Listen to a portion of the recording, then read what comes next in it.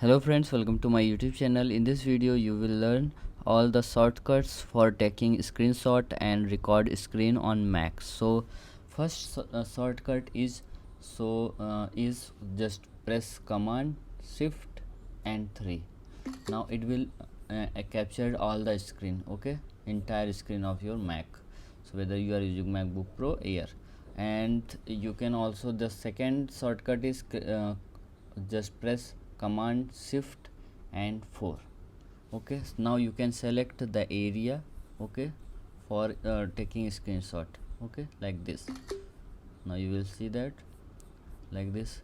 Now for screen recording you can just press command shift and 5, and you can just capture entire screen or record screen by just like this. Okay, you can just click on recording and you can click on record. Okay, like this you can record. This is the shortcut for screen recording.